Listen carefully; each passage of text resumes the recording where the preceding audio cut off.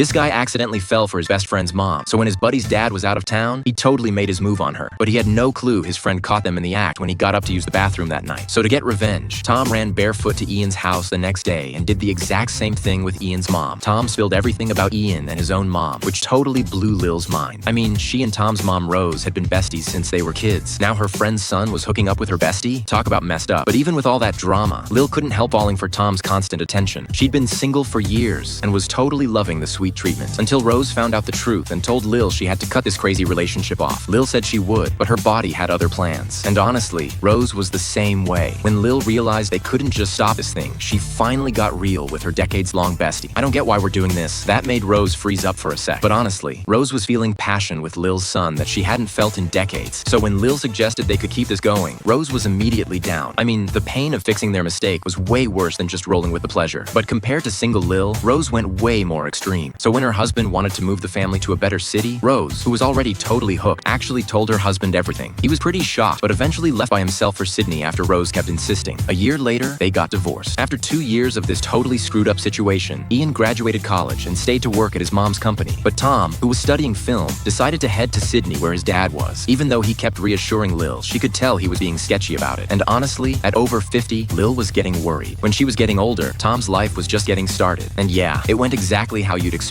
Tom got to Sydney and immediately got distracted by some young girl. By the time Lil found out, it was too late. She just saw Tom dancing with this girl. Even though Lil was pretty pissed, the age gap in their weird situation meant she just sadly left. Rose even said what they were both thinking. Time flies and looks fade. The marks aging left on their faces were like scars that wouldn't heal and just kept getting worse. So even though Lil was in total pain, she had to give up this relationship that never should have happened. But she still told her bestie.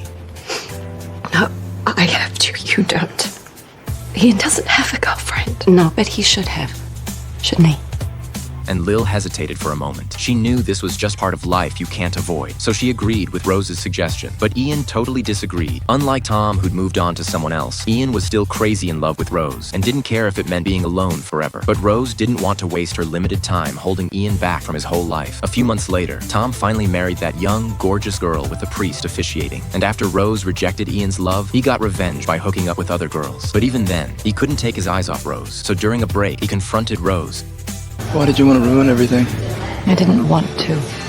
And that's when Ian's last bit of hope totally shattered. Then something crazy happened. The next morning, he went to the beach alone and started acting totally insane to deal with his pain. A huge wave swept him into the ocean, and he slammed hard into this massive rock.